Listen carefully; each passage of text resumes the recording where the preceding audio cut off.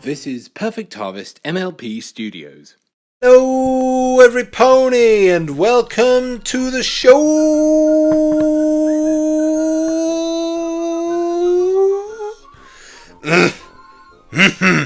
Excuse me about that. Anyway, Perfect Harvest here. I hope you're well. Hope you're having a good start to the weekend. So, Hasbro, they've had a lot of inaccuracies in their toy ranges, haven't they? I don't think this just applies to MLP. I believe that there's quite a few inaccuracies throughout the Star Wars and Transformers toys, just to name a few examples. Obviously here I'm just going to be talking about MLP. But yeah, it's just baffling that there are so many inaccuracies throughout the MLP toy line, particularly in the past 10-15 years or so. And yeah, they just keep bringing these things back, and everybody else notices except Hasbro for some reason. Or maybe they do notice and they just don't care because they're raking in the cash. But anyway, I'm going to be talking about some of my favourite inaccuracies in MLP toys. Specifically my favourite ones that are ponies I have in my own collection. And I know that a lot of people that I've seen anyway on YouTube have spoken about these inaccuracies in their own videos, but I just want to have my say and my rant and poke fun at Hasbro's expense. So yeah, let's get on with the video, shall we? So first off, let's talk about blind bag ponies. Now, you guys know that I adore blind bag ponies, mainly because they were the reason that I got into collecting MLP, really. But there's so many inaccuracies, too many to discuss really, but I'm just going to take you a few of my absolute favourites from these.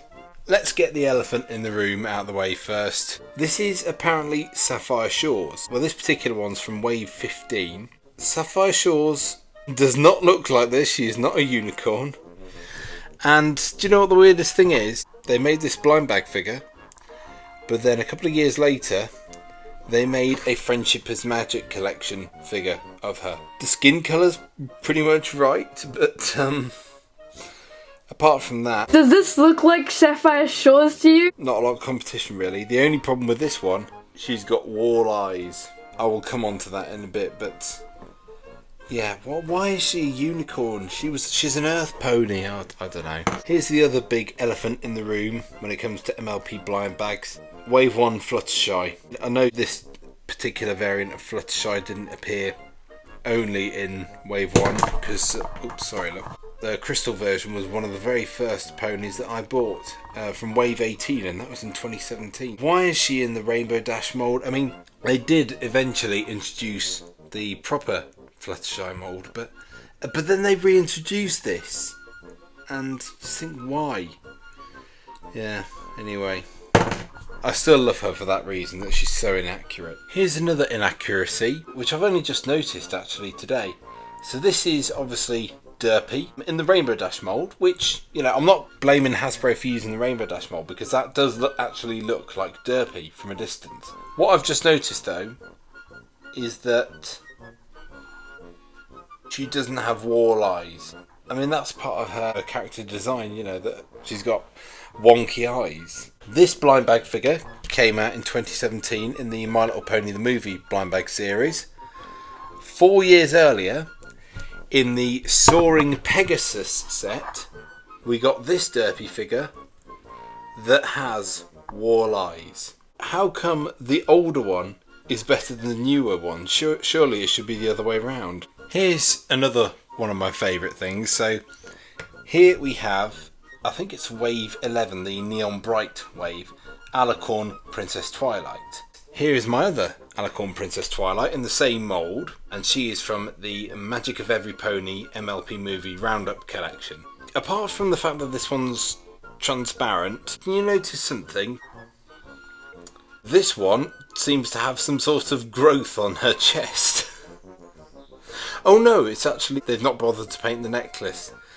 Oh, Hasbro. I'm going to be saying this a lot, but sometimes Hasbro's laziness just baffles me. I guess it's because they think, oh, you know, little kids, they won't mind. Well, you know, Some people do. On the other hand, here we've got a couple of examples of blind bag figures of the same characters where they've got the same molds but they have improved over time. Like with these two Lyras here. This Lyra, which for some reason is in the Rarity mold. This is from the Groove and Hooves set. And here is a later Lyra. I can't remember what wave she's from. Wave 6 or something. I honestly can't remember. But yeah, obviously this is much more show accurate, this one. Yes, it's in the Twilight mold, which, you know, not completely accurate, but it just looks so much better, doesn't it? Here we have two Trixies. So this one is from wave 5 because she's got the gem Cutie Mark. But why has she got Twilight's hair? Why is... Trixie never had her mane in a bowl cut, you know.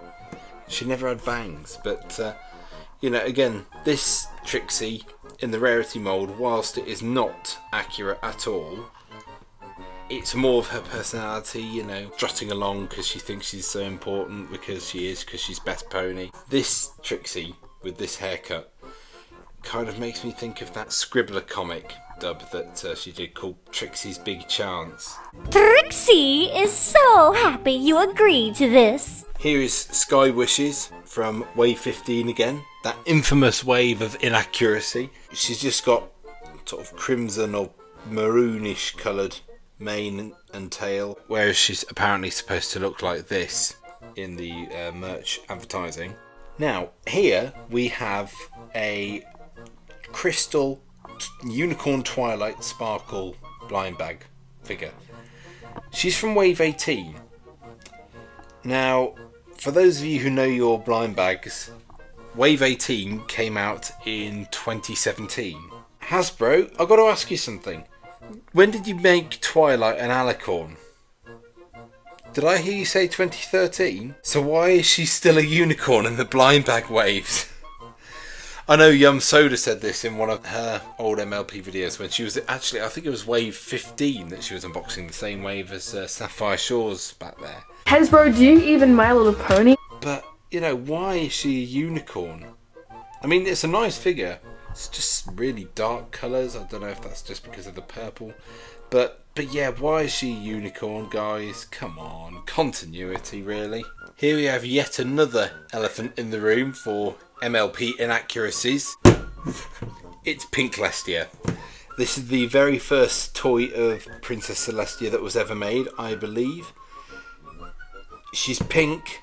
I mean, I've heard it said that Celestia is a very, very light shade of pink that's verging on white, and she's got wall eyes. So, I mean, from the side, looks alright, she's looking behind her. But then, come on, Hasbro, you know, that's not a good look, is it? And, of course, there's the infamous talking Celestia version of this, the big one, where it says, "Let's fly to the castle. My hair looks so pretty," and I kind of really want to find one of those just for the absurdity of it. I mean, it's a nice sculpting, really heavy, but yeah, inaccuracies. And of course, I couldn't forget about this beauty, could I, really?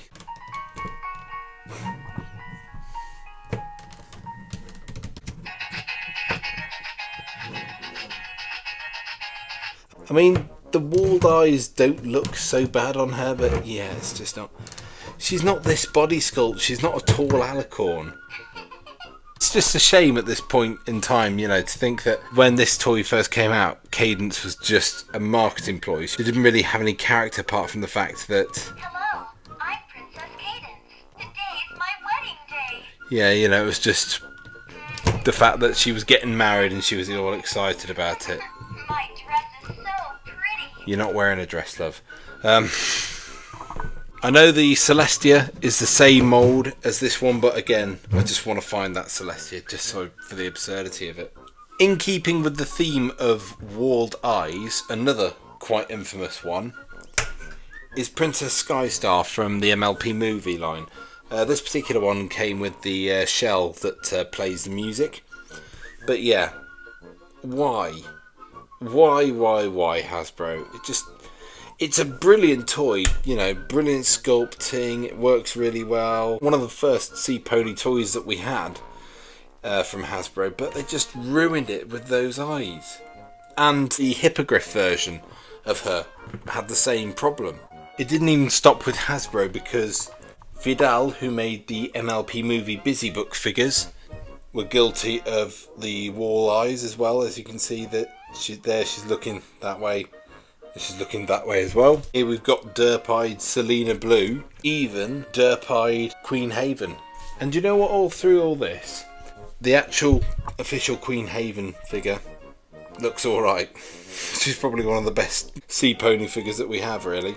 But out of all of this, one of my favourite MLP merch manufacturers, Egmont, who do the magazine figures, got it right with Princess Skystar. She's actually looking to the left. That looks so much better. She looks so much prettier. Thank you, Egmont, for not cocking it up like Hasbro and Fidel did. Oh dear. There are quite a few forgivable errors throughout the course of Cutie Mark Crew, but this one I feel is the most unforgivable one.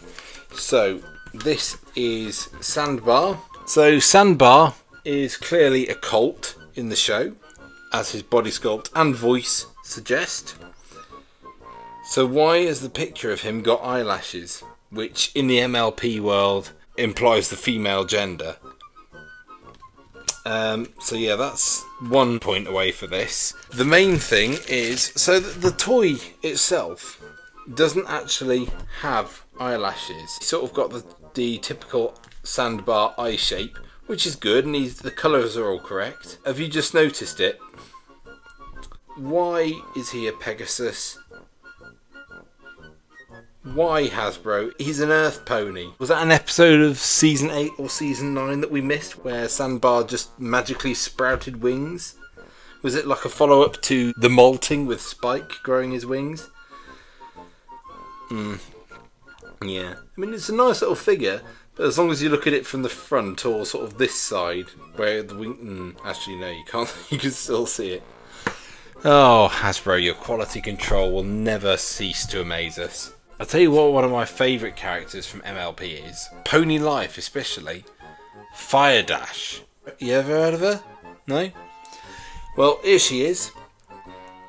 Oh no, it's not Fire Dash, it's actually Rainbow Dash. This is Secret Rings Wave 1 Rainbow Dash, but she's just got red mane and tail. I know quite a few people have spoken about her before. Fire Dash or Redbow Dash, I don't know. Why Hasbro?